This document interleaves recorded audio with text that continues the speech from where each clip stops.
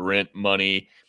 The 2025-2026 season has concluded, and the Indiana Hoosiers are your national champions, led by, Kurt Signetti, Fernando Mendoza, the whole crew. Will discuss and recap in brief the Indiana-Miami game. But, even as some of college football's biggest fans here, we understand that the season's run long and it's ran its course. So we'll briefly touch on the game, and then we're going to go ahead and give out some rent money season awards. Went through these with the boys during the pre-production meeting, and I got to say, I think it's going to be a good time, and we're going to enjoy kind of just recapping the season through awards. So before we get to all of that, we also have an award for our number one sponsor. So the very first award we're going to give out, this is we typically say no free ads, but here's a free ad for our number one sponsor. They stick with us through thick and thin all year, and we're going to stick with them as well. So here we go. Before we get into all of that, we are happy, excited, and bewildered to have this episode be sponsored by a brand that we all admire. I'm talking about Loaded Rubbers, the world's first certified load-bearing condom. At Rent Money, we take safe intercourse seriously, which for some people may include slapping on a Jimmy. But what happens when that Jimmy ain't Johnin'? Buddy, you got problems, and pretty soon you might have a little buddy with you. That's why the engineers at Loaded Rubbers created, tested, and perfected the load-bearing condom for those with serious loads. These aren't just condoms, they're structural engineering solutions. Each one is stress-tested to stand up to the biggest of loads. Seriously, guys, don't you want your load to be secure? And I promise your partner will respect you, not only for your load size, but for taking the necessary precautionary measures prior to intercourse. I wouldn't trust my load to anything else. So, fellas, please, don't be caught strapping up with some old, flimsy, non-load-bearing condom. Join Team Loaded and get the peace of mind that can only come with the world's first load-bearing condom. Right now, you can get 20% off your first 50-pack. Someone's getting busy with code HEAVYLIFTING at loadedrubbers.com. Stronger, safer, load-bearing. Thank you to the people at Loaded Rubbers. We appreciate them and what they're doing to kind of destigmatize the world of large load sizes and make sure that everybody feels comfortable in what they're covering. So we appreciate them. And I don't know if Pete or Chisholm want to chime in, or we can just go ahead and roll into the episode. As I say, roll along. Okay. All right. Woo! Hello, and welcome back. We got old Chisholm here, of course, and Texas Pete, straight back from across the border. How are we doing, fellas? I'm doing great. Man. All things considered, that is. This is the proverbial funeral of the college football season. I am so sad to see that it is over. Just takes me back, man. You take it for granted when it's a sunny Saturday morning in September. You have the whole season ahead of you. You're finding out identities of each and every team, who's living up to the preseason hype, who's absolutely flopping. And now that it's all played out, and obviously we have our undisputed national champion, Indiana Hoosiers. Just sucks that we don't have college football for 7 more months. Yeah, for sure. I'm doing everything I can to not think about that. That's where I'm at mentally. How was your vacation, Texas Pete? You get a little R&R. You feeling revived, replenished? Are you ready to give it your best today on this episode? Are you vying for podcaster of the year? And maybe this is like your stamp on that campaign. I don't want you guys to forget, but I won podcaster of the year last year. What was it? Damn. What was the award that was there? And so maybe we're going for a repeat here. But yeah, the vacation was great. I went deep sea fishing. We caught a fuck ton of fish. It was a great time. Everybody had so much fun. Did a couple other things too, but a lot of drinking, a lot of sun, a lot of camaraderie. It's a good time all around. Tan, jacked, all that. You catch any trophy fish? Are those like big? Yeah, are those considered big? Are what bonita fish? considered big? Well, Dale, Yeah, they're trophy size, so yeah, I'd say they're pretty big. Dad, what's this guy's problem? Bum, Let's bum. start off and we'll just give our flowers. The very first award that we're gonna give out, I guess second after Advertiser of the Year. Shout out to our people. National Champion of the Year, the Indiana Hoosiers, take home the cake. They complete the Cinderella season. Signetti did what he said he was gonna do. And it was done in an Indiana fashion, but it was a really good game too. And Miami kept it close. Miami did what they needed to do to keep themselves in the game and compete. Ran the ball pretty well. Carson Beck played pretty good until that last drive. I wouldn't say that's necessarily on him. His back was against the wall. But any just kind of final thoughts on the season, that game, the college football playoff as a whole in its entirety? Just what were your feelings kind of leaving the national championship there? I want to start by saying, before we go in and give Indiana all of the respect, the flowers that they deserve, I want to call out what I'm sure all of you were thinking as soon as you realized there was a point in every true college football fan's mind. Oh, this is Carson Beck with the football in his hands in a game-winning drive opportunity. What's going to happen? I think we all knew it was going to end in an interception. But there's part of me even that was like kind of cheering for him. I don't know why. But part of me was like, all right, let's see what you got, buddy. This is your last shot. Ended pretty much the same way that it started, at least for his college career's sake. But dude, Fernando Mendoza he'll go down in history as one of the best class acts in any sport collegiately. Mr. Tebow. I call him Mr. Tebow. You can call him Tim. You can call. All right, Tim. That shit got me so. I love that. He could maybe win. We have an award later for silliest goose of the year. Not to jump ahead of ourselves, but he, spoiler alert, he's one of the nominees. Texas Pete. What did you think when you saw Fernando Mendoza laying it all on the line? With that kind of like famous, I think, which will now become a famous run in Bloomington history. What did he say? I think his main line he kept saying over and over again is, "I die for my boys on the field. I die for them." And I like that too. Yeah, I mean, if you're going to be the leader of your team, like Mendoza, if you're going to be given the 3.5-minute post-game pressers, if you're going to be the king of coach speak, you got to go out there and act all of those euphemisms on the field. So that's what that play. It was a fucking phenomenal play. Cameras these days are just so incredible because, like, what was it? Moments after the national championship game, right? That was just plastered all over your feeds. It was the look of the game, him stretching out over the goal line. The run was just spectacular in and of itself. Taking the hit, calling a draw on 4th and 5 here was also just ballsy as hell.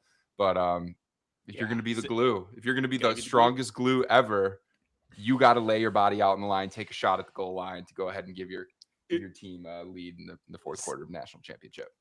Sig called a timeout, and they were kind of in between going for it or not going for it. Decided to roll the dice there on 4th and 5, and it was interesting the anecdotes they gave after the game, describing that play and that play call. They were kind of hoping to see the same look as they'd seen previously, where they were going to kind of drop down into a zone, and it was an RPO play for Mendoza, and they came out there, and you can't call another timeout, right? And the look was a little bit different than what they expected, and they actually kind of dropped back into like a half man, half zone a look there. And Mendoza even gave, credit to Miami's like, they kind of had me fooled. I really wasn't entirely sure with the look and what the play I should go is. So I ended up calling my number and betting on myself and tucking the ball and running it. So it's interesting to hear that insight of kind of all the things that go into like, a small play like that, or I guess it was a big play, but all the insights and all the thought that go into each kind of individual play.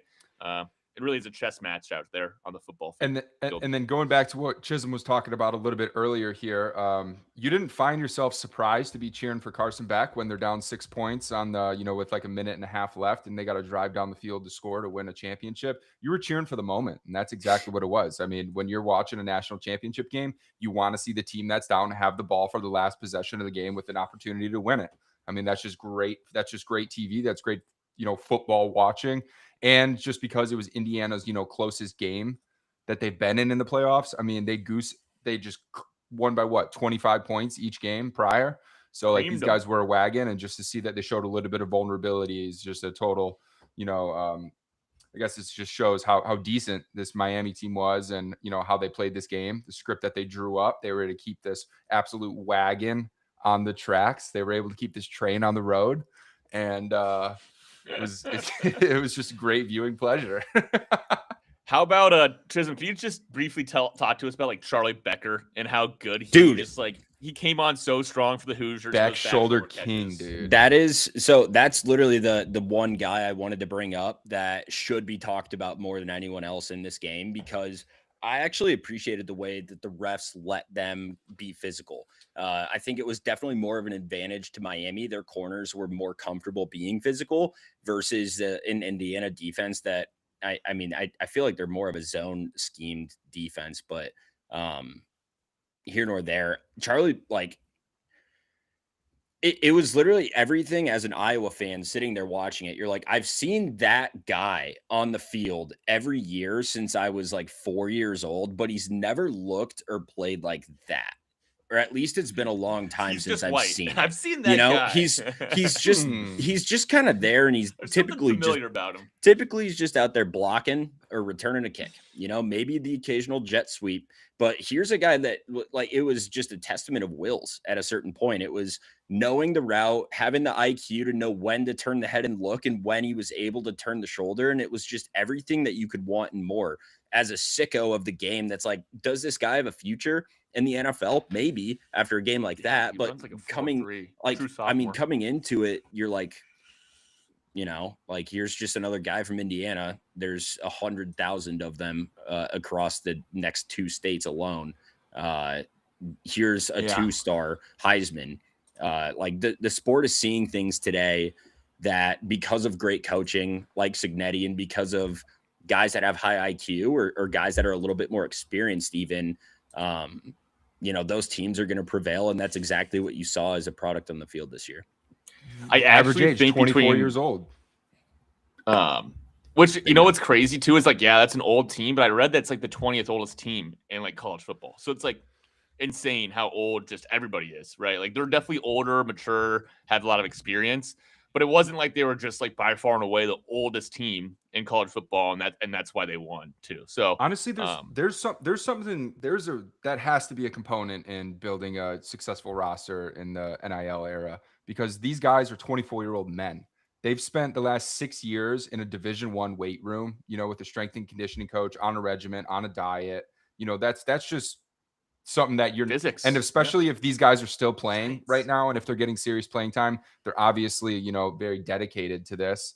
So it's not like, they're just like sticking around to collect a check at this high level. Like that's tough to compete if you're a true freshman, if you're Malachi Toney coming in, you know what I mean? Right. You don't have, and obviously this guy is incredible, but I'm just saying that, a smaller player who hasn't been in the system long enough to, really put on the weight and that muscle and stuff like that. It's just completely different. But also a big part of it was, Miami had 4 and 5 stars, pretty much across the board over there. But then if you go down the line, and I don't have it in my notes over here, but a lot of Indiana's star players are all 2 stars, 3 stars, 3 stars. You know what I'm saying? So it's just guys that just undervalued, little money ball action. Just the what I mean? perfect Get blend. you fired up. Yeah, the strongest glue, some might say. Cooper Jr., Becker, and Surratt, I think, are probably the best 3-headed monster of a receiving crew in college football. And I think it's pretty safe to say that now after watching a full season, 16 games, 16 wins. And going back to last year now, right? Like Sig, since he took over Indiana, is 28-1. How ridiculous is that? It's otherworldly. Is it 28-2 now, I guess? Did he lose in the Big Ten championship last year as well? I don't think they played in it for some reason. They're just like undefeated. Okay, real quick, just do want to give some flowers to Malachi Toney and Mark Fletcher Jr. Both should be back next year for the Hurricanes. So it'll be interesting to see how that team develops and what they look like next year. But it's one of the fun parts about the college football playoff is you get these star turns, right? Like how many people in America, how much of a household name was Mark Fletcher Jr. or Malachi Toney? And now going into next year, we have these guys that we can kind of center around, rally around, and bring some star power to college football, which is fun. Malachi Toney is such a fun player to watch too, because, he's undersized, he's small, but at the same time, he's obviously incredibly shifty and fast, but he can break a tackle. It's like surprising. He'll spin out of it. He'll bounce off of one and just keep on trucking. Just so much fun to watch. And obviously, you have he's just a different build of receiver than you're accustomed to seeing that is able to operate at that high of a level. You have your Marvin Harrison Jr.'s, basically any wide receiver out of Ohio State for the past 8 years. They have a type. They're 6'4" plus. And he's Antonio Brown's kid. Pete, you hear that? Is at Miami. Malachi Tony, his dad, Antonio Brown. Is that his father's legal name? Is that what it is? Yeah. Well, he played in the NFL. Got it. He played in the CFL, Canadian Football League. Sorry. All right. That's cool. No, I didn't know that. That's a fun fact. Oh, man. You would have known it if you that was a little smell test. See how maybe in depth you got to our episode last week. I knew we didn't listen last week when we didn't hear from him talking about his family's mating rituals, consummating the marriage. What are you guys airing dirty laundry for? We're live. We were just throwing. There's nothing dirty about it. Yeah. Also, you're doing the right thing. You're taking it off site. Yeah. Satellite house. You don't want to shit where you eat. Yeah, exactly. Should we get into award season, or do you guys have any other final thoughts?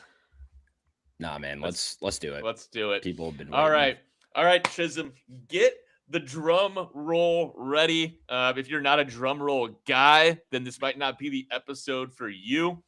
We got about 30 minutes left that we're going to try and run through a bunch of different awards. And we're going to start with maybe the best award. And I think this is going to be a Chisholm special. Yep. Big time. Yeah. Unfortunately for all of us here at Rent Money, we're not going to be able to hear it live, but it will be live for you, the listener. So I'm just going to mark this here. I guess if you're listening to this live on Twitter, there also won't be a drum roll. It's going to have to be put in the edited version. But hey, you're live. You're here. We appreciate you. Make your own drum roll. We're doing it live. Make your own drum roll at home. Wait, so the listeners can't hear it because we can clearly hear it on our side. I don't think so. So we're just going to be pausing for 5 seconds every announcement. Like to hear it. At least once. All right, let's do it. Well, when we pause, when there's a break in the announcement here, that's because there's a drum roll in our headphones. So just know that.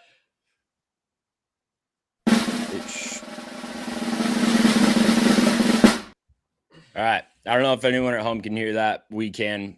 So figure it the fuck out. But we're doing this for us. We're doing this for me, doing this. We're doing this for us. Frank will put it in. Yeah, Frank. Producer of the year. Producer of the year. Well, that was a little unveiling too soon. But Chisholm's personified player. Chisholm's personified player of the year. If you're a listener of the Rent Money podcast, you know what this one is all about. It is grit week every week. If your name is Chisholm and brother, rent is due every goddamn day. So here are some of the fellas' places also that could be in the running, could be the winners of the Chisholm personified player of the year. Running through this quick. Go for it. I was just going to say, Chisholm personified is an enigma, right? It's not in the dictionary because it doesn't belong in a dictionary. It's anything that's hardcore. It's anything that's American. It's anything that's gritty. It's anything that's down to earth. So just we've alluded to it on the pod, but for those who might be tuning in for the first time, that this is a nod to our guy OC. So sorry to cut you off. It's not a fact; it's a feeling, and it's one that you definitely feel in your loins. And it's fluid as well, by the way. It's passion. It's low viscosity. It's fluid for sure. It's fluid, but it's not a load. It's a little different than that. Bingo. But anyways, without further ado, the candidates for this year's award, we got Haynes King, Denton, Texas, Biff Poggi, Pete Golding, Loaded Rubbers, and Jennings Dunker. Let's go ahead and get the drum roll in here, folks. The winner. We all knew it was going to Haynes King. Everybody, let's go ahead and give it up for our boy, absolute great, for Melon, he's incredibly loud and long for a long time. And I think the best part about Haynes King and everything that he's done in college football is that he's brought the culture everywhere he's gone, right? He was at Texas A&M. He made his way to Georgia Tech. He really found a way to make it his own, his home, and re-identify and reestablish that culture. So shout out to him, the Chisholm personified player of the year. I love it. What a loaded category. A lot of people that are worthy contenders and worthy of the personification that is Chisholm. I love all those guys. I do want to say, Biff, we'll have an award later. I hope, not to see him in any time soon, but the story of Biff might be coming to an end soon. And so I do want to give a special shout out to him and what he's accomplished over the last 3 years of controversy at Michigan. Keeping a clean nose himself.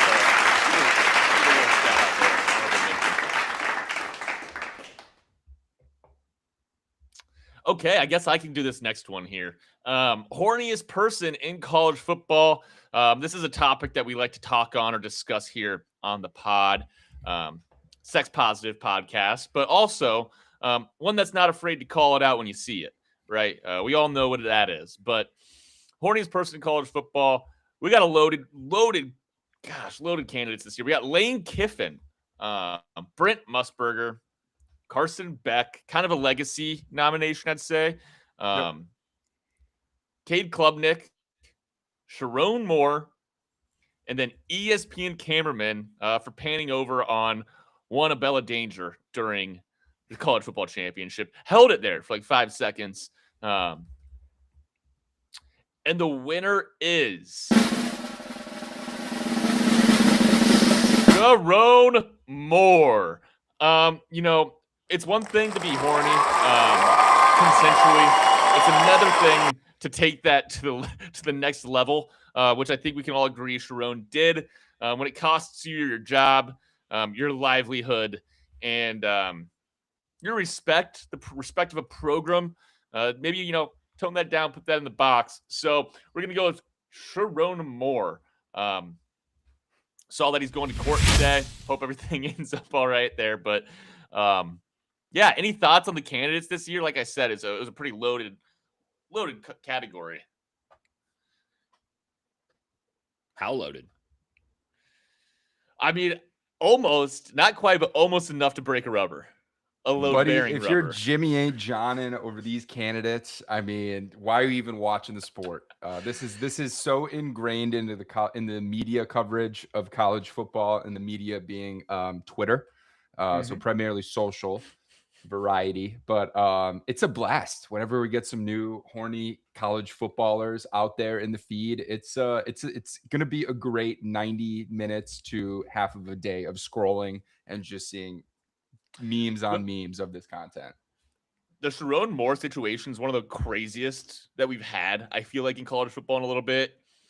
And I wouldn't say it was swept under the rug by any case. I mean, it was definitely a big national story, but I feel like we all became it's a story you desensitized to how wild it is. You're like, I want to stay as far away from this as possible. Yeah. I just feel so uncomfortable every time that I hear the story. Like, no one made a good decision at any point in any part of the entire involvement on any side. But for sure, like, the fact that this girl is literally being abused by a person in power is like, it's fucked up. It's fucked up. You can't have that in any setting, in any environment, regardless of it's, a college football team or a professional work environment or just being out on the street passing a stranger. Like, you just don't get to behave that way in society and not expect to have repercussions. Yeah, and I mean, as much as you put a lot on Sharon, I also would put a lot on the program and the people around him that allowed Correct. and didn't keep this behavior held accountable. I read a report just yesterday as more stuff's coming out that even players were using this knowledge as like leverage for playtime. Which just shows that this thing was so out of control within Michigan. I mean, Jim left for a reason when he left. Yeah, and the train was off the tracks. Natty, back on the road, was fully off the tracks. He did everything he had to do to get the natty and dipped. Any thoughts on that last candidate there? I mean, how many people got put in some hot water during the national championship game? Nobody hotter than Abella Danger herself. As maybe every guy that's like in the country having to explain who she is. I personally don't have a problem explaining who a porn star is because I'm not addicted to porn. But I will say that everybody making a lot of comments about it is one thing. I saw, I don't know if this was AI, but I saw a quote from her actually while I was scrolling through the feed today that was like, I wish they didn't.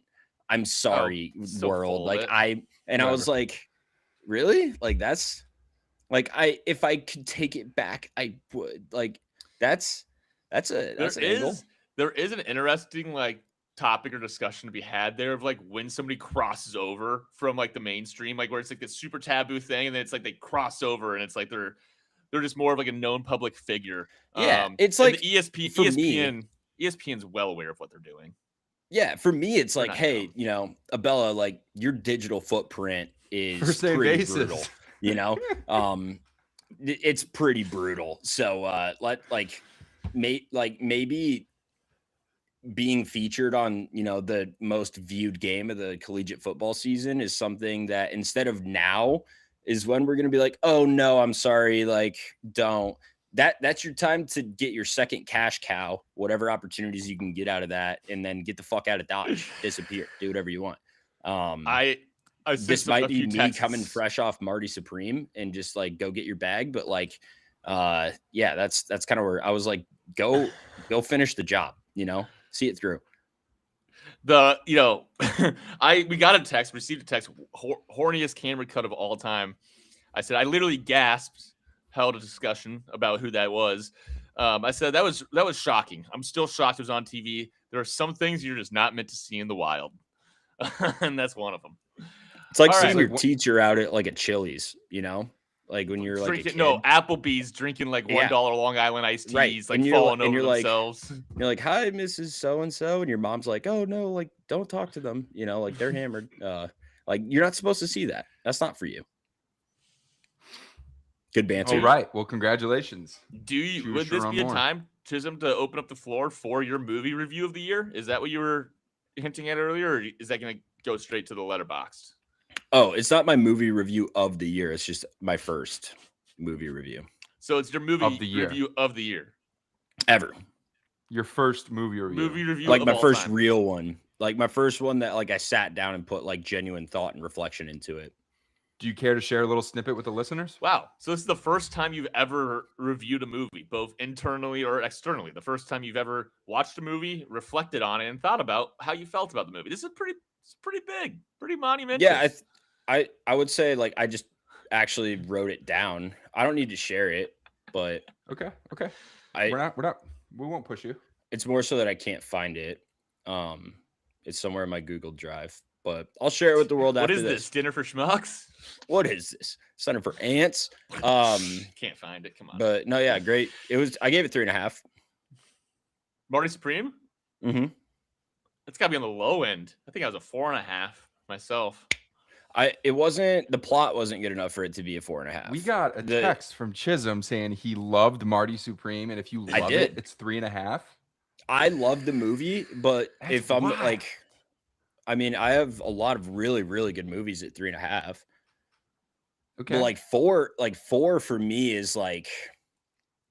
Pulp I think Fiction. you're reviewing movies like you're a football coach talking to his team saying the standard's the standard. That's what I feel like this. Well, is. yeah, I mean, like it. A good movie is like a 2.5, 3. Feeling like you loved it, and then just giving it three stars and diminishing your return on the time spent because the standard is the standard.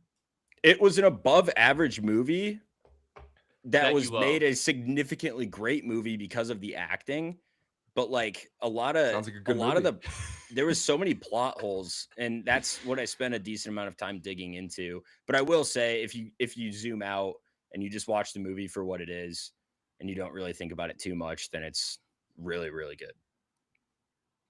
Well, there you have it. Chisholm's movie review of all time. No, like review of the year. I also just don't watch enough movies. Chalamet. I don't watch enough movies that come out now, I should say. but I feel like there was a few things that I think I would have done differently. Yeah, Jesm's more a moving picture guy. Okay, on to the next one here. We have one that's near and dear to my heart, and a lot of very strong contestants going into this year, right? And that's going to be Texas Pete's Texas Team of the Year. 4 absolute juggernauts in this category. We have UT Austin going 10-3. Texas Tech 12-2 in a playoff berth. Texas A&M 11-2 with a playoff berth, and North Texas at 12-2. So without further ado, Texas Pete's Texas Team of the Year is going to the University of North Texas Mean Green, going at 12-2, coming out of the American Conference, played in the American Championship game. They were the team that was first off the board pretty much for the G6 schools in making the college football playoffs. This is a program that was electric to watch year in and year out. I think the other strong contestants, A&M and Tech, both guys made the playoff, but they both got absolutely stomped. They put up a combined 3 points in their appearance. So that was definitely some knocks against them. It's what have you done for me lately? And I promise you, I had a pretty big return on North Texas this year.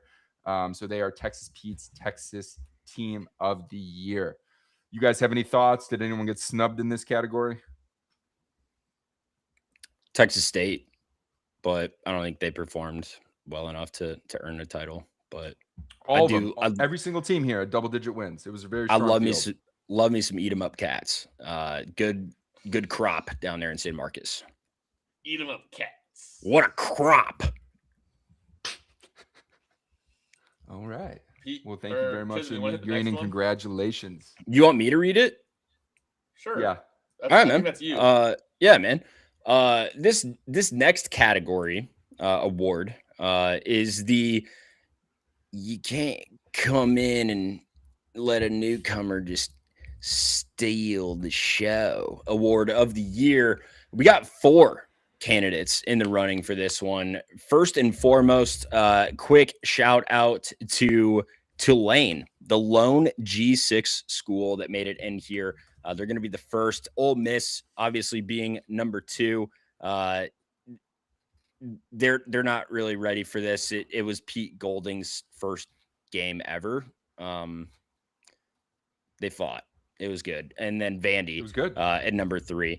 But the winner of this thing, I'm sure you've come in.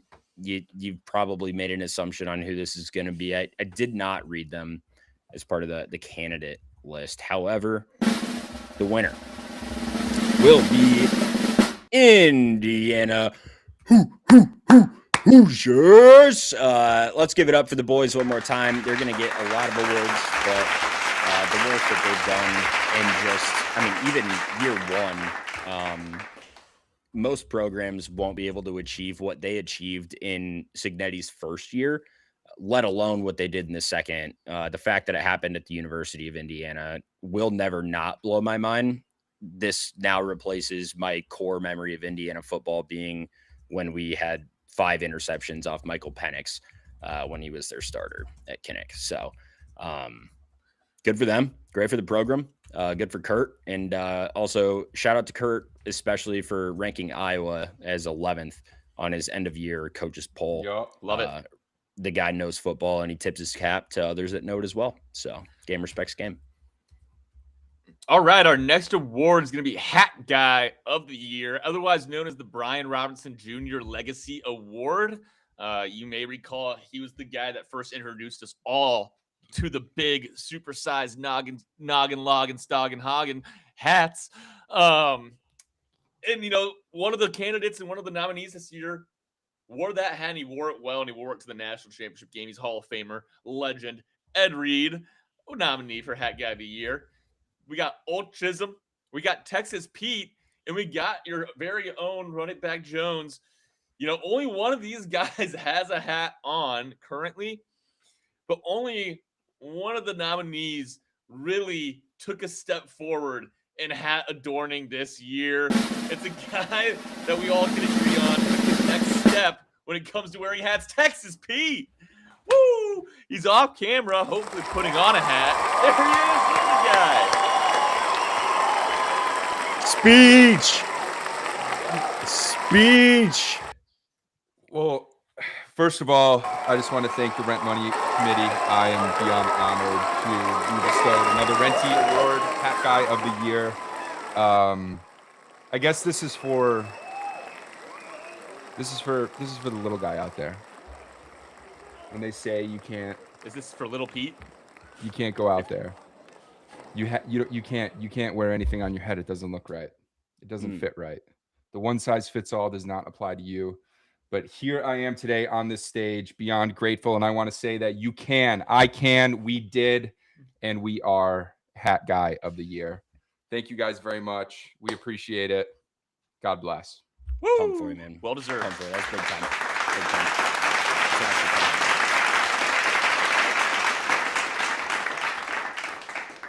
That could have fallen in for newcomer of the year. Can't have a newcomer come in and steal the show. Damn, I mean, that might be bigger than Indiana. Literally just started wearing hats. Indiana went 11-1 last year. I mean, this is... Didn't steal the show. They didn't steal the show. All right, here we go. Here's one that's could be a little contentious. This is something that feels like it's fluid. It's a developing story week in and week out. We don't exactly know which direction the our sacred game is headed. I don't know which road the train is going down. God damn it. And it changes, but what we have here is the losing sight of what's most important team or person of the year. These are people who do not have their eye on the ball. There's an idiom for you as well.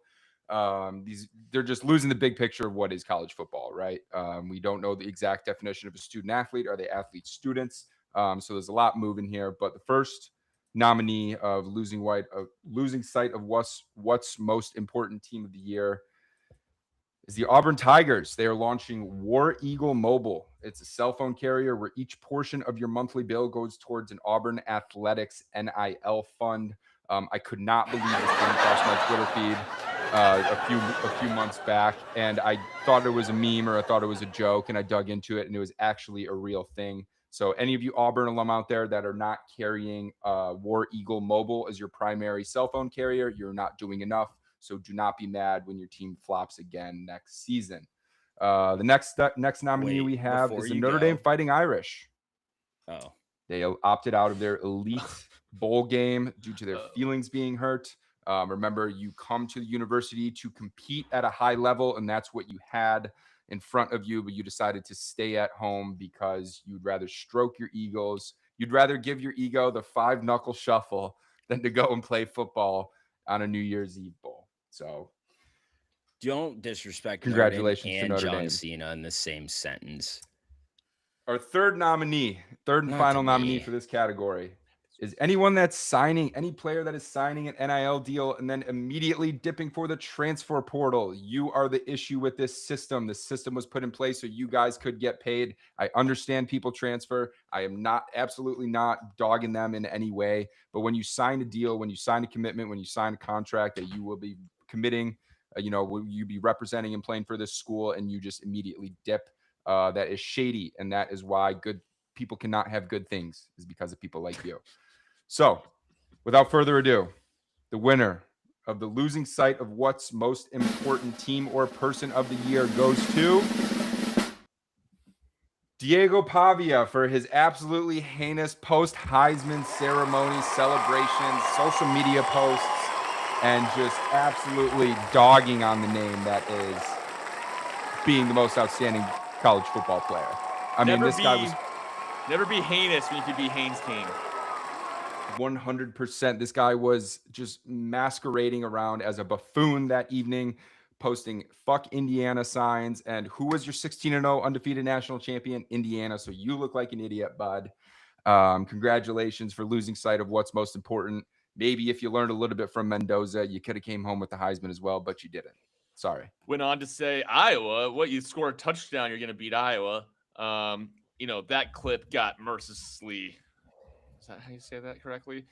Used, throughout social media all the highlights. Vanderzee had a great catch. Iowa brought home the Relay Quest Music City Bowl. So that was also a cherry on top. All right. Ad spot of the year. Here we go. We'll be quick. We got Arch Manning with Warby Parker, Drew Aller with Ram, Brian Bosworth with Dr. Pepper, aka Fansville Sheriff, and Trinidad Chambliss with AT&T. A little bit on these before I get into the winner. I do like the Trinidad Chambliss one a lot, although they were not the winner. You could tell, he didn't start the season as a household name, so I like the fact that AT&T kind of waited and saw, hey, who's going to be a breakout star? Let's get them in there. And meanwhile, the winner, Drew Aller with Ram, is a clear opposite of that, where they obviously filmed one ad spot at the beginning of the year with Terry Crews.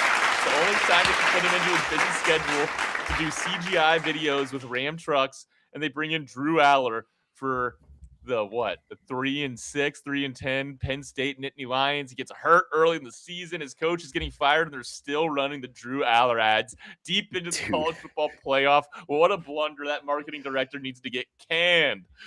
Dude, they 100% were like, oh yeah, we'll run like a multiple different ads throughout the course of the year. Like this will be like, it'll build on itself. Like we'll do Drew Aller here, and then we'll have him like talk here. And like, it just didn't work. Like I'm hoping there was a strategy and it just didn't work. And that's why they ran the same commercial over and over Terry and over Crews and over and over. Yell a lot on screen. We'll get a quick cameo for Drew Aller, so it's college football, and we'll call it a day. The least inspired marketing. Terry Crews played college football. And on top of all of that, like CGI trucks, can I at least see a real picture of your truck before I buy it? Whatever. Yeah.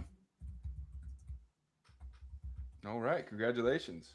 Rams are pretty cool though. College football, played in the NFL for San Diego Chargers as well. Pretty impressive. Okay. Anybody want to take the next one? Yep, I got it here. All right, this is a big one.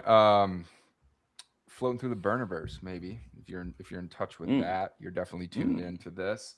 But we have college football sideline reporter of the year. A lot of hot and heavy contestants coming around. You see them; they're giving you some color, giving you some updates on player injuries, giving you some fun facts across your screen, breaking up the monotony that could be some of the play callers that we have. But our first contestant is going to be Laura Rutledge, Katie George, Holly Rowe, and Michelle Tafoya, who might be on a ballot soon. Without further ado, the winner of the college football sideline reporter of the year is Molly McCrath. Congratulations, Molly. Viral video of her, hauling ass, going from one interview to another, cutting across the field within 40 seconds. That was a winner.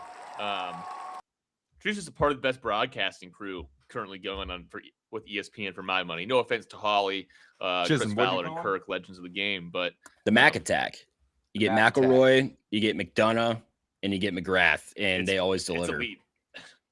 McDonough on a hockey call is just if you get him, he has to be an Avalanche fan, because whenever he calls like a Colorado Avalanche game and he gets Bakar McKinnon on a breakaway or somebody, it's like Gus Johnson watching Ohio State. Cream his pants. Maserati Marv. You're like, all right, Gus, like it's 10 in the morning, but I love you. I can take this next one. Yeah. Because I got two quick ones, actually. The first one, there's only one candidate. It's the winner. It's unanimous. It is the Captain America Super Soldier Service Academy Player of the Year award. This is a guy that I am hoping to see not only strap up in some camo in the distant future, maybe not so distant while he's young, but would love to see him in the black and gold representing the Pittsburgh Steelers, playing fullback, getting involved. Eli Heidenreich out of Navy, a Pittsburgh native, had 51 catches for 941 yards and 6 touchdowns. How about to go with that as a main dish, a side of 77 carries for 499 yards and 3 additional touchdowns. Great work, Eli. Hope to see you on draft day, buddy. Give him hell for us, and tell the boys what's up. We love us some midshipmen. The next award, though, there's a few candidates involved here. This is Chisholm's little engine that could chuck woodchucks.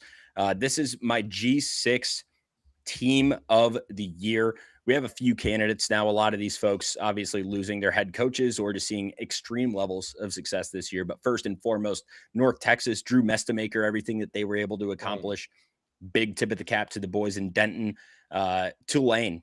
Obviously, John Summerall not sticking around. He's going to be taking over at the University of Florida next year. However, he did go out on a high note, getting his team into the college football playoff, as did the next candidate. That would be JMU and a Mr. Bob Chesney. Bob going to be taking over at UCLA next year, I believe, if I'm not mistaken. JMU also making a heroic, historic, some might even say biblical bid to the college football playoff that did not last too terribly long. USF and Alex, what's his name? Alex Go. I can't remember his last name, but the head coach out there, I believe, is taking over at Auburn next year. And Byron Brown and company, they had themselves a very fun year, actually taking down North Texas earlier in the season. That was a game that I had lost on, thinking that the Mean Green would pull that out at home. And then last but not least, Missouri State, Ryan Beard, head coach, getting called up. I forget where he even is off to now, but I do know that he's getting a promotion, moving up in the world of conferences. Contrary to popular belief, I know a lot of folks think that I'm going to be taking North Texas here, but they've already gotten some awards, and they let me down pretty big in that game against USF. So I'm going to rock while you guys roll. I'm taking, pause for effect, the Green Wave and Tulane, the good folks over in Nolens. John Summerall, appreciate all the work that you guys do. Fun fact, New Orleans, aside from being the site of Hurricane Katrina, an incredibly devastating event that occurred in 2005, I believe. Aside from that, they have the World War II History Museum. So you can go check it all out there. Very cool. Highly suggest it. Good bachelor party idea. More, you know.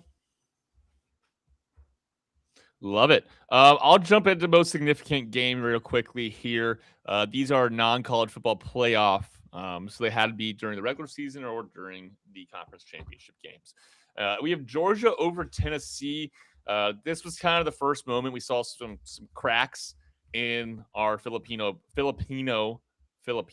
Prince down there at Tennessee. We wanted to run it back, but I'm starting to think this Tennessee team might just be kind of fraudulent year in, year out as a program.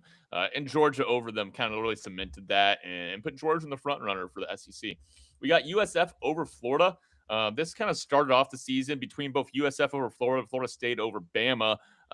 Some cracks in the SEC as well as a conference. And we saw that very much so by these two teams. USF, which had a solid season, but not unbelievable. Good start. And Florida State, who did not have a solid season, getting off to hot starts against some SEC teams. We have the Indiana W at Oregon. This was the prequel to what we later saw in the college football playoff semifinals, but obviously at Autzen. When you look at Indiana's 16-game win streak this year, a few of those games came on the road in tough environments, and it just makes their season even more impressive. And this Oregon game was one of them, between one of the top 4 teams in the country. And the most important game we have of the year, this was like the little domino game, right? You start with one little domino and a lot of dominoes fall into place after that. This is Duke over Virginia in the ACC championship. This led to 2 group of five or G6 schools into the playoffs, which is probably the first and last time that'll ever happen, but we'll see. It also kind of led to Miami getting the nod. Meanwhile, if Virginia wins that game, they would have taken Miami's place most likely in the playoffs. And kind of as a result of that, Notre Dame bounces out and then got nominated for a reward due to that bounce out where they didn't participate in a bowl game this year. So a lot took place over what seems like a kind of an interesting college football championship game between 2 lesser ranked teams when you usually get those in the championship game. So we're going to go with Duke over Virginia as the most consequential, most significant game of the regular season.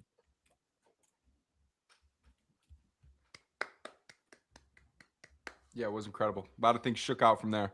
On a similar tone, we are a college football podcast, so it's only right we talk about serious college football topics.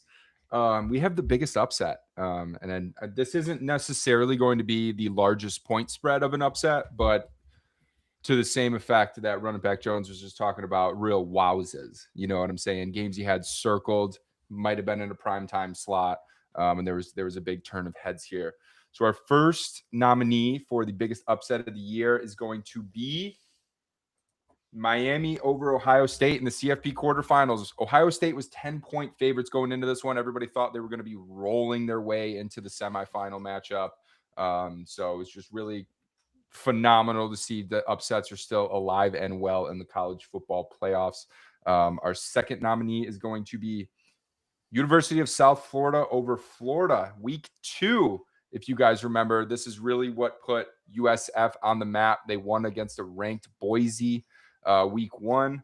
Everyone's like, okay, whatever. They beat a 25 ranked team. And then they come back and beat a Florida team, which at the time was very highly rated, and beat them 18-16 and covered 17.5 points.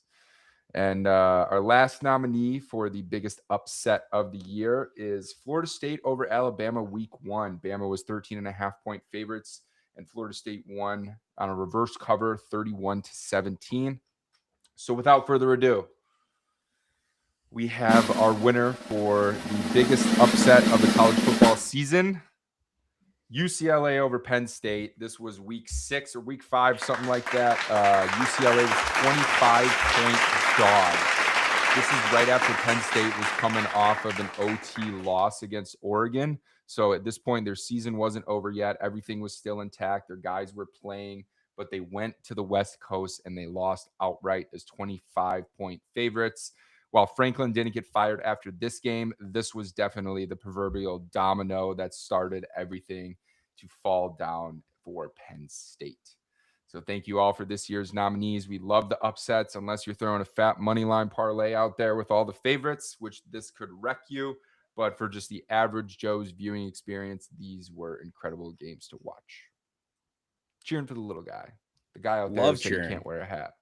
Love cheering for the little guy. This next one is for you, listener.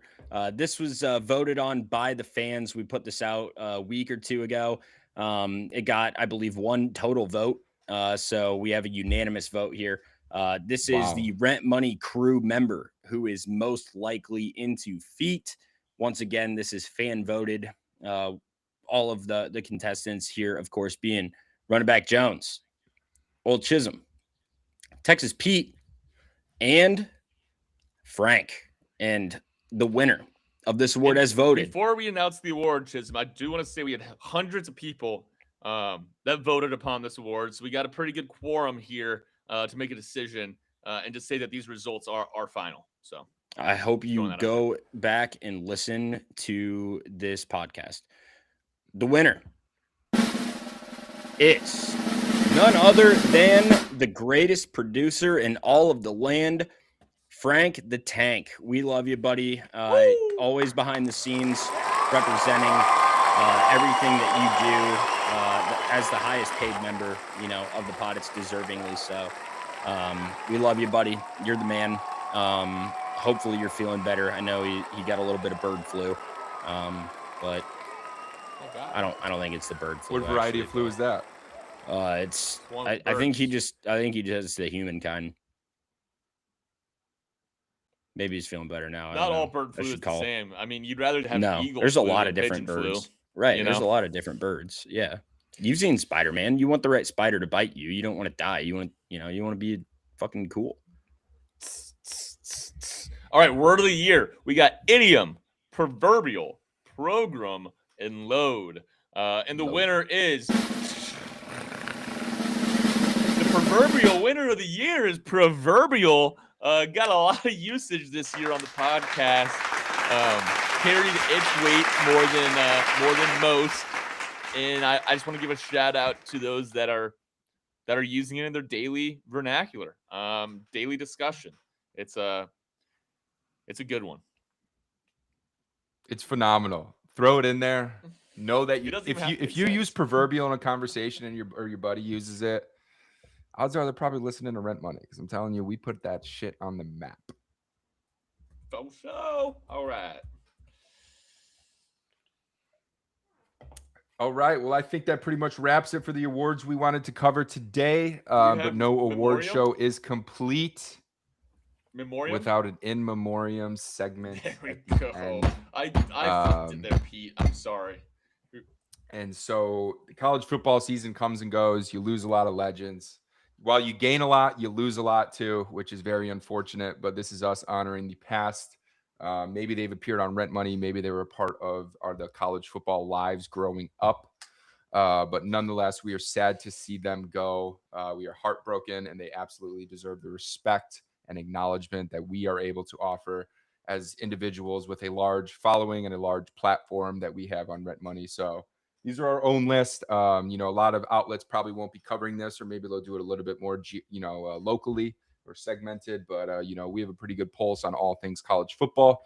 So we're going to go ahead and kick off our in memoriam segment here. I don't know if we have any sad piano music or anything we could potentially play in the background. Maybe we'll edit that one in. Yeah, I just sent that in the chat. Unfortunately, don't have that ready to go. Was not prepared. So we'll get that in the edited version. But once again, if you're listening to this live, thank you for being here. Sorry you don't get the full experience, but also you probably get a better experience than everyone that's going to watch the edited version. So fuck them. We love you. Back to the action. Our first in memoriam is going to be Smokey 11. This is Tennessee's live mascot. No, Smokey is not dead. Smokey just retired, but it is still sad to see a top 10 mascot, retire. So we're going to miss you, Smokey. Congratulations on your retirement, and best of luck to you. Good health, good life. Are there going to be other dogs at the farm with him, Pa? Incredibly sad, honestly. I guess on that same note, I had a childhood dog growing up, and she had to go to the farm when I was young. Yep. I was like 3 or 4, and my family had a farm growing up, so I took it literally. And it wasn't up until I was probably 17, 18 years old where I really connected the dots on that one. So went over my head. You didn't have to old yeller it though. I mean, I was 3 years old, man. I was young. I didn't really know what's going on. It's just she was there, and then she was not, and I was just told she had to go to the farm, and I was incredibly sad. But I thought she went to our farm, and I was like, our farm's kind of nice. We got some space out there running around. It's on the Fox River, prime real estate. So you said 3 or 4. 4 is my cutoff when it comes to firearm safety. If you're 3, you can't yet, but 4, you're old enough to know. If you know not to touch a stove when it's hot, you know how to handle a firearm. There we go. All right. Anyone wanna take a next couples? Yeah, Rib J, you're due, man. Pick and choose. Yeah. Pick and choose. I want to give one for Lee Corso. Not dead, but just want to get out ahead of it. Saw that Lee didn't travel to national championship game, and our thoughts and prayers are with Lee. He kind of had his send-off episode this year on college football game day as well. To start the season, one last one for the Gipper there. And Lee Corso is the fabric that is college football. We are coming to Yo City, college game day at its peak, at its prime, at its best.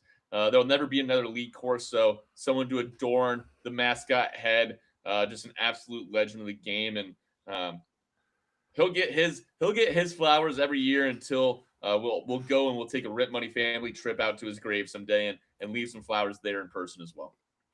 All right, I got a question for you guys. What college football season do we have a college football game day host throw on a mascot head? Is it going to be next season? Is it going to be the season following or later? I was going to say, I think if there's anything that I'm going to suggest this offseason, it'll be headgear, but also if we could do an in-person game day in Iowa City next year, I think that would be the dream for me. Who would be the guy to be the headgear? I feel like Saban is. I feel like Saban's a better bet than Pat Mack. I mean, Pat Mack kind of has his own shticks already that he does. Saban wouldn't. Saban's too that'd be like asking Michael Jordan or Wayne Gretzky or the literal greatest names in any sport that are willing to take the time to be an analyst. Be like, hey, are you down to make a complete ass of yourself on national television after establishing yourself in your career? Like, I no, mean, they're not. it's not going to be Kirk, because he kind of drives No. it. So it's got to be a supporting color guy. Dude, you know what'd be fun actually is no. Bring back your boy, Chisholm.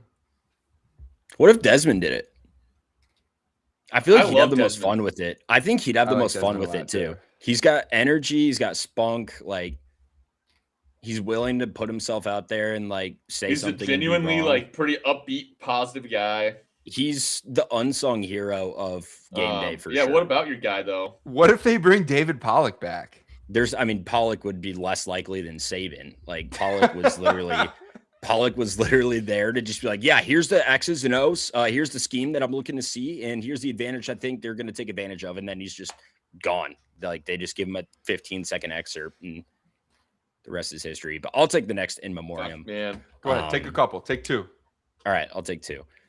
This next one is take the last one as well.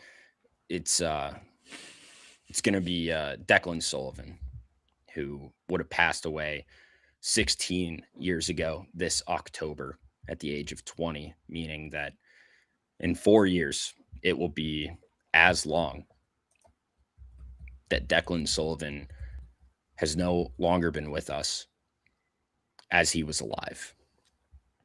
And that is all because of Brian Kelly. So Declan Sullivan, we will say your name. We will remember you as a true patriot, a Notre Dame fan who is willing to go above and beyond to the point where you are willing to sacrifice your life for the good of the team.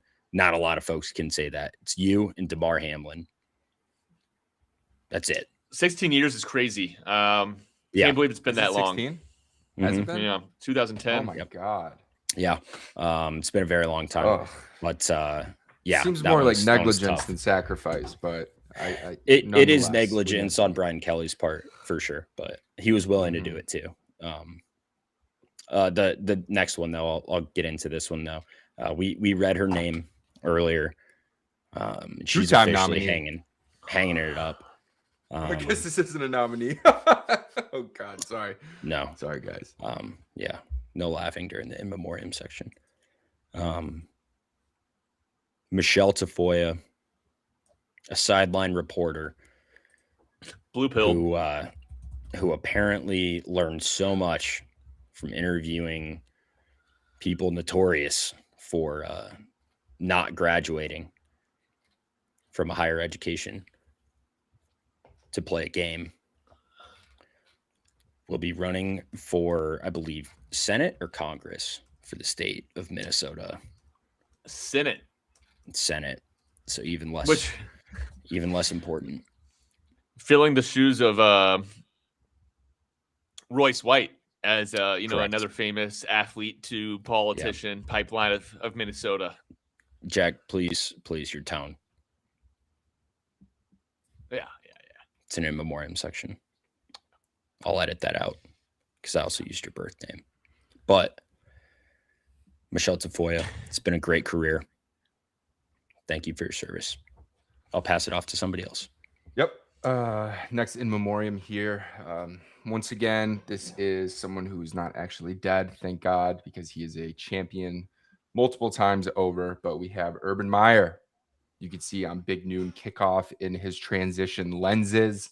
Not dead, but basically is, because his name has not come up in any of the head coach openings this hiring cycle. I feel like this is the first time that it has really not been brought up. So he is actually gone from coaching the game of football, which is sad. He is a national champion, 2 different schools. So Urban Meyer. And then second here, the last one I will be covering, in memoriam, our friend. I believe this is the #1 rated live mascot by Rent Money. Number 2, top three for sure. But that's going to be Runnin' Ralphie the 14th. Once again, not dead, just retired. This is the Colorado's mascot, who you all know and love during the pregame ritual of running Ralphie around the field. In Ralphie's retirement speech, their handler has said for them that Ralphie doesn't feel like running anymore. And I feel like that just sums it all up. Sometimes you just don't feel like running anymore. Forrest Gump, right? Wait, hold Well, on. here, I called out earlier that it was 14. I think it's Ralphie's 6. We have not gone that far they're okay. I was with gonna say her, they both but could be in also, memoriam then. I want to make it, yeah. I think that it's the opposite reason as to why they're retiring her is because normally it's like they don't want to or they're indifferent to it, but they realize that this bison would be like the opposite, where it literally all it wants to do is run, and just go crazy on the field. So she's a wild girl. She's a little Chisholm, bit this of a would have party been great girl. to bring up That's in the kind of production fun, meeting. huh? Yeah, Thank just, you. can't Thank just you for the read color. this article Appreciate the color, man. You know what? I'm gonna say it's just No, I think I sad either can, way. You can do whatever the fuck you want, Chisholm. because I'm the one that said 14 earlier, and then I remembered I forgot to update that, so I'm calling this out in real time. That's on me. This is called accountability and ownership, brother. Speaking of R.I.P. accountability Ralphie. and ownership, it's time to, recognize and It's time to. I got it right put here. down your weapons. Shake hands. The war is over. The SEC is no longer with us. At least the SEC that we used to know and love. It is officially not college football's premier conference. And maybe it hasn't been for a little while. Sometimes things die off and it takes a little bit of time for us all to recognize that a fad or a trend has passed. You know what they say, you don't know you're living in the good days while you're in them. I'm sure a lot of people in that Southeastern Conference feel that way now. And the bowl games, they're like 2-10 in games where they didn't compete against each other. Now, 3 straight years they haven't participated in the national championship game. The Big Ten has had 3 different programs win the national championship in 3 years. And you know what? The biggest part of it all, and maybe this isn't in the spirit of memoriam, but to piss on their grave a little bit, we all know the powers that be that have the SEC influence, the ESPN TV deal, the way we see them get preseason rankings, preseason accolades for games that do not take place on the field.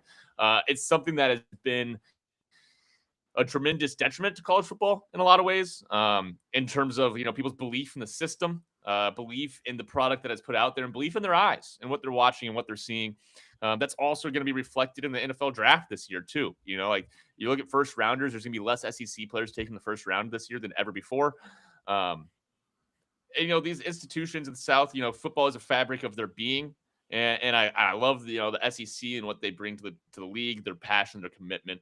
But it is time for us all to take a step back and reflect and recognize that they do not run college football in the way that they have previously, and that's it's a fair and level playing field. Just because a team is in the SEC does not make them inherently better than a team in the Big 12, and that's good for football, right? We like parity here. We like the story of the underdog, and we like real recognize real. So shout out to the SEC. Their reign, I think, has more or less officially been concluded. And the bowl season just put an exclamation, a final stamp on that, which has been fun to watch. Some of these ESPN talking head, SEC talking heads kind of have to recognize this. Specific to our followers on this podcast, but it was Vanderbilt out of the SEC had their greatest season of all time post World War II. And they still lost to an 8-4 Iowa team in a bowl game, which is just hilarious to think about. No opt-outs on either side, really. No substantial opt-outs on either side. So it was like full strength on strength there, too. I mean, some absolute frauds. If we want to call out any team specifically this year in the SEC, I feel like Bama, bit of a fraud. Tennessee, Missouri, LSU, South Carolina. I mean, these are all teams, Florida, that were all ranked relatively high at some point in the season, without, in my opinion, earning or deserving those rankings. So we'll see, though. There's been a lot of turnover, coaching changes. You still get some great stories like Lane Kiffin drama and stuff. It does mean a lot down there, but RIP. All right. Pete, you want to hit the very last one? Oh, That or was we all. still have one more. That was all of them. That was all Do of we them, have the wasn't YouTube TV in there? Oh, no, we didn't touch that. I'll let you take that one, TP. Well, a little bit of a spoiler there, but in memoriam, the ESPN YouTube TV strike, lockout, blackout, contract negotiation, whatever you guys want to call it. I can't believe this actually happened during the football season where we missed 2 college football Saturdays because of this. If you're a YouTube TV subscriber, this is an absolute disgrace. We were heated. We talked about it when it was going on the podcast here. But it was just more so I can't fucking believe that happened. And please don't let that happen again. 100%. I can't believe it actually bled over into like multiple football Saturdays. It kind of felt like a little bit like hopeless as a consumer. The first Saturday was my jaw dropped to the floor because it's happened Shocking. before. You get those emails at a subscriber, okay, whatever, but I can't believe they held, and it was horrible. Nice. Folks, that brings us officially now, I believe, to the end of our in memoriam segment. Thank you all for sticking with us there. We do have one more award before we close out the year for all of you. This is an internally voted award. This is one that is only from a jury of our peers within the Pop Off Podcast Network. Voting occurred for exactly 7 minutes. So that's how you know that it's a tried and true testament, an absolute gut check, if you will, just to ensure the sanctity of the award. And that award is none other than the Potter of the Year. That's right, the greatest member of this podcast, who stood out, who carried the rock, who did the damn thing. Your candidates, as always, Texas Pete, Old Chisholm, Run It Back Jones, and last but certainly not least is our feet man, Frankie. And the winner of the Rent Money Potter of the Year goes to... I really hope you announce yourself. That would just be cherry on top. Run It Back Jones. Wow. Congrats to our boy. It is time for your speech. I know that this is the second annual Potter of the Year. Wow. Texas Pete obviously winning the inaugural last year. Kicking it over to you, Run It Back Jones. Now is your time, your moment. I'll pass it to your speech and your closing remarks on the 2025 season as a whole. First of all, I would like to give it to the proverbial presenter of the year, Old Chisholm. Thank you for that great presentation. It's no wonder why you won the award.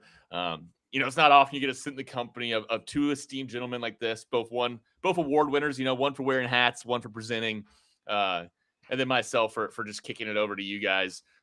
Truly humbled, deeply grateful. This podcast would be nothing without the company, the companionship, the camaraderie, 3 great words that start with C, all those things. So hats off to you guys, or hats on to Pete, and appreciative of all the listeners out there that make Rent Money what it is. Congratulations, man. TP. Closing remarks for you, sir. Congrats once again. Run It Back Jones. Thank you. I guess I don't have much to say. I might have covered most of it in the open. Just going to miss college football a ton. My mood substantially increases any single time it's on the TV and or leading up to a weekend of games. I know there's a lot of football on pretty much every day of the week these days, but if it's of the college variety, it's probably going to get a little screen time in my house. So that's why we do it. We are college football nuts on the show. Thank you guys, all the listeners, for tuning in and week out on our live streams, interacting with us in the chat, on the Instagram pages, at the Pop Off Podcast, everything. We appreciate you guys. This show would be nothing without you. And also thank you very much for our loyal advertisers. You guys really keep the plumbing, you keep the lights on in this house. So just want to say thank you guys as well. Love that. Yeah, I have a little bit of a speech here that I prepared, but this thing has gone on for far too long. So I'm gonna just record this and upload it. It'll be on the end of it here. But this has been, truly, this has been one of the best years of my life, just in general, but also like having this to do, every single week, having this to look forward to, these guys, that I get to share the pod booth with. It makes it all worthwhile. This will be our 5th season next year. Ever since we brought TP into the fold, I think it's really taken on its own shape and its own form. And, whatever the hell happens with it, whatever else we can add to it, whatever way that we can get more connected with, you, the loyal listeners, I'm going to be all ears and open to it. But yeah, we do all of this out of our own pockets for the sake of you guys. So hopefully, with all of that in mind, you guys are making some money off of our picks, whether you're fading, whether you're tailing, and hopefully you're heeding our advice when it comes to, not making dumb bets, or maybe making calls, right? Maybe like to your bookie. 'Cause he's a person too, let him know that from all of us here at the Rent Money Crew, to close out this 2025 season, tell your bookie that we say hi. Cheers.